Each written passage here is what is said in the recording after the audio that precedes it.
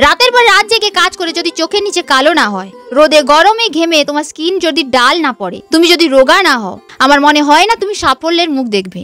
যতজনকে তুমি আজ উঁচুতে দেখছো তার পেছনের কাহিনীও খুঁজে দেখো, এটাই পাবে। 5 টাকার লটারি কেটে কোটিপতি হওয়া স্বপ্ন না দেখাই ভালো, তার স্বপ্নই থেকে যাবে, বরং তোমার কাছে থাকা সেই 5 টাকাটাও চলে যাবে। আর এদিকে না আছে আমাদের রূপ, না আছে আমাদের টাকা, তাই আমাদের সম্বল শুধু ঈশ্বরের প্রতি আস্থা ও পরিশ্রম। কিছু কিছু জন আছে যারা অন্যের সাফল্য দেখে জ্বলতে থাকে, ভাবে এর তো চুটকিতেই সব হয়ে যায়। না ভাই সাহেব না, চুটকিতে এই পৃথিবীতে কিছুই হয় না। কতটা স্ট্রাগল করতে হয় তা কেবল তারা জানে। জীবন অত সহজ নয় বন্ধু। 2 দিন আগে মাঝরাতে স্ক্রিপ্ট লিখে ভয়েস দিয়ে সকালে এডিটিং করে দেখি ওয়াইফাই নেই, তাই ফোনের নেটওয়ার্ক থেকে পোস্ট করি একটা পুচকি রিলস, ওই 2 মিনিটেরও নয়। পোস্ট কিছুতেই হচ্ছে না, ঘন্টাখানেক পর দেখি যেই কে সেই।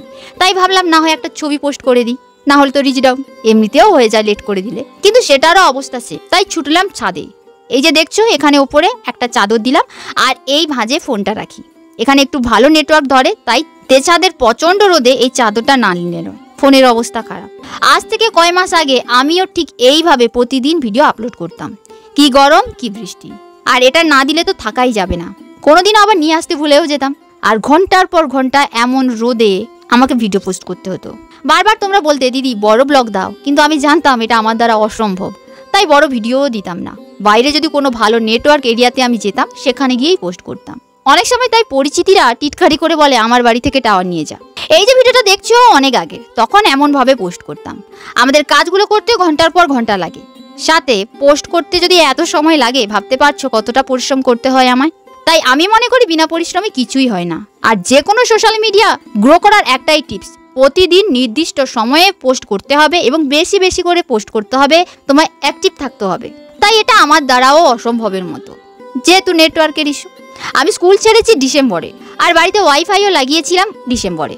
ডিসেম্বর টু মে, ওই 6 মাস প্রচুর পরিশ্রম করেছি, কাজের সাথে সাথে ভিডিও বেশি পোস্ট করেছি, তোমাদের সাথে বেশি অ্যাক্টিভ হয়েছি, তাতে অনেকটা আমার হেল্প করেছে এই ওয়াইফাই। না হলে কাজ তো বরাবর করি, কিন্তু পোস্ট করতে পারতাম না।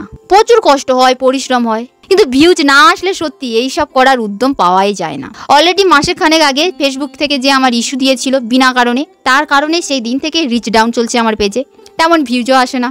অথচ কিছুজন আমায় বলেছিল তোমার ভিডিওতে এত ভিউজ আসে কি করে। সত্যি বলতে আমি জানি না। এফবিতে আমার ফলোয়ার্স লাখের উপরে, অথচ আমি অল্পতেই খুশি হই।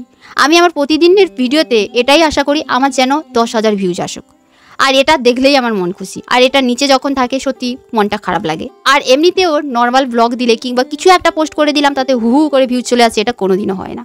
আমার প্রতিটা কাজেই আমাকে প্রচুর প্রচুর পরিশ্রম করতে হয়। যাই হোক, ওঠা পড়া তো সবসময় লেগে থাকবে। আর এই সমস্ত কিছুতে যখন তোমাদের এত সুন্দর সুন্দর কমেন্টগুলো দেখি, খুব ভালো লাগে। আর প্রতিদিন ভিডিও পোস্টের সময় যত কাণ্ড, আর এইভাবে যে কতক্ষণ বসে থাকতে হবে জানি না। এত রোদে আমার শরীরটা কেমন করছিল বলে আমি নিচে জল খেতে গিয়েছিলাম, আর গিয়ে দেখি ওয়াইফাই চালু, তাই দৌড় লাগাই ছাদে। আবার এবার নিচে গিয়ে ওয়াইফাইটা কানেক্ট করলেই শান্তি। আজ না হয় আমি এই ছোট্ট স্ট্রাগলের কথা তোমাদের শোনালাম, কিন্তু আমি জানি এর থেকে অনেক বেশি বেশি স্ট্রাগল করছে এই পৃথিবীতে হাজার হাজার মানুষ, লাখ লাখ মানুষ। আর এটাও জানি তোমরাও তোমাদের জীবনে অনেক স্ট্রাগল করছো, আর আমরা স্ট্রাগল করে যাব, হারবো না বন্ধু, হারবো না। দেখা হচ্ছে কালকে।